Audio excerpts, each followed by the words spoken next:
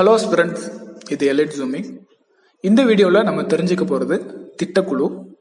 திட்டமிடல். பொதுவாக திட்டமிடல் என்பது ஒரு நிர்ணயிக்கப்பட்ட குறிக்கோள் அல்லது நோக்கத்தை கொண்டிருக்கும். அந்த நோக்கமானது பொருளாதார, அரசியல், சமூகம் அல்லது இராணுவ நோக்கங்களாக இருக்கலாம். திட்டமிடுதலின் வரலாறு சோவியத் யூனியன் தான் 1928 முதலாக திட்டமிடுதலை செயல்படுத்த தொடங்கியது. இரண்டாம் உலகப் போரினால் ஏற்பட்ட சரிவுகளை சமாளிக்க திட்டமிடுதல் ஒரு நல்ல வாய்ப்பாக இருக்கும் என உலக நாடுகள் கருதியது. இந்தியாவில் திட்டமிடல். இந்தியா சுதந்திரத்திற்கு பிறகு 1948 தொழில் கொள்கையை அறிமுகப்படுத்தியது. இந்த 1948 தொழில் கொள்கையில் 2 முக்கியமான கொள்கைகள் அறிமுகப்படுத்தப்பட்டது. அதில் ஒன்று திட்டக்குழு, மற்றொன்று கலப்பு பொருளாதாரம்.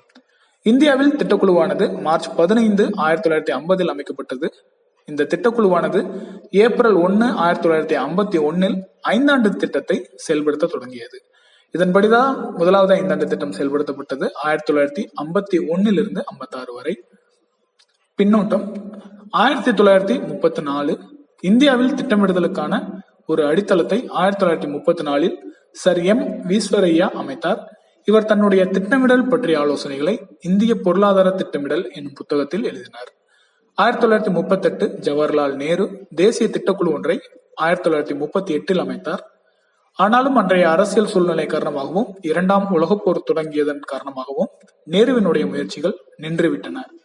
1940 பாம்பே திட்டம். மும்பையில் இருக்கக்கூடிய முன்னணி தொழிலதிபர்கள் 1938 பாம்பே திட்டம் என்பதனை முன்மொழிந்தனர். இதில் 15 ஆண்டுகளுக்கான தொழில் முதலீட்டு திட்டம் இடம்பெற்றிருந்தது. 1944 காந்திய திட்டம்.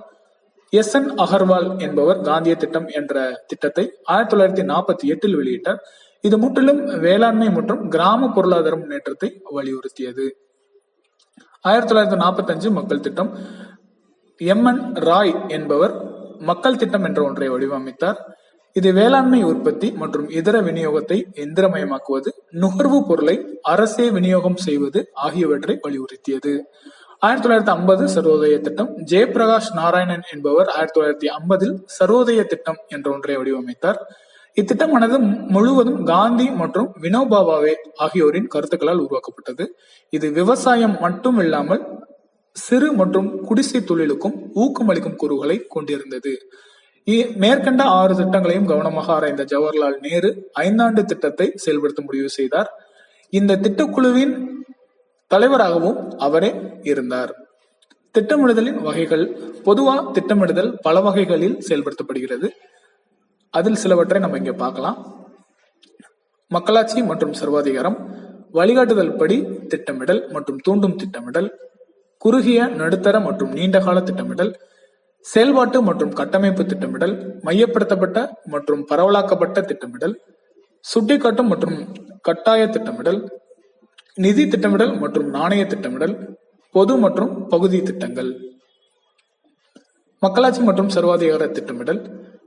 திட்டத்தை தயாரிப்பது முதல் அதனை செயல்படுத்துவது வரை உள்ள அனைத்து நிலைகளிலும் மக்கள் பங்கெடுத்துக் கொள்ளும் திட்டமிடுதலே மக்களாட்சி திட்டமிடல்.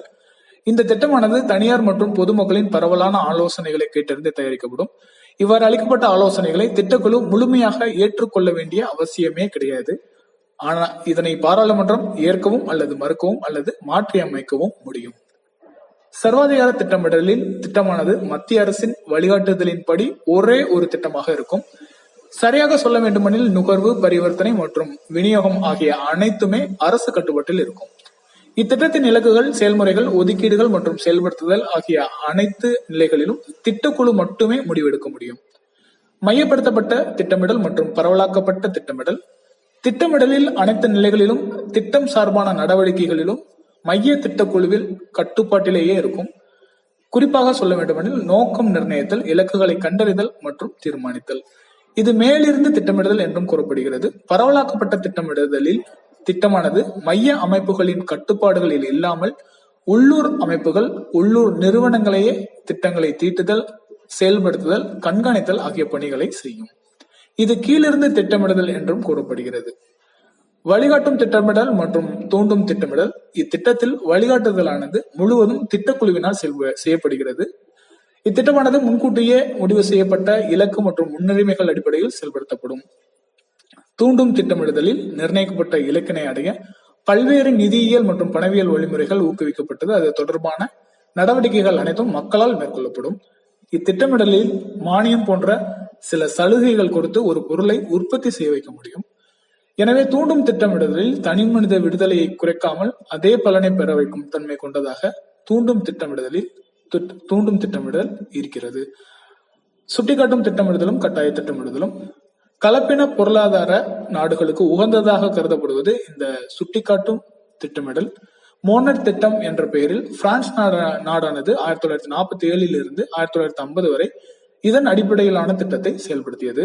இத்திட்டத்தில் திட்டக்குழுவானது இலக்குகளை அடையும் வழிமுறைகளை ஒரு குறிப்புரையாக தயாரித்து தனியார் நிறுவனம், தொழிற்சங்கம், நுகர்வோர் குழுக்கள் மற்றும் பிற நிபுணர்களிடம் கலந்து ஆலோசித்து அதன் பின் செயல்படுத்தப்படும். ஆனால் கட்டாய திட்டமிடுதல் முறைகள் திட்டம் தயாரித்தல் மற்றும் செயல்படுத்துதலில் அரசே அதிகாரம் மிக்கது. திட்டம் தயாரித்து முடிக்கப்பட்டால் எந்த விதமான தடைகளுக்கும் இடமின்றி திட்டம் செயல்படுத்தப்படும். ரஷ்யாவில் அப்போதைய குடியரசுத் தலைவர் ஸ்டாலின் நமது திட்டம் நமக்கான அறிவுரைகள் ஆகும் என்று இதனை பயன்படுத்தினார். இதன்படி அனைத்து வளங்களும் அரசின் கட்டுப்பாட்டிலேயே இருக்கும். அதனால் இங்கு நுகர்வோர் இறையாண்மை இருக்காது.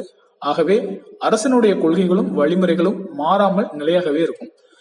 சீனாவும் ரஷ்யாவும் இந்த திட்ட முறைகளை கடைபிடிக்கும் நாடுகளாகவே இன்னும் இருக்கிறது. குறுகிய கால, நடுத்தர கால மற்றும் நீண்ட கால திட்டமிடுதல்.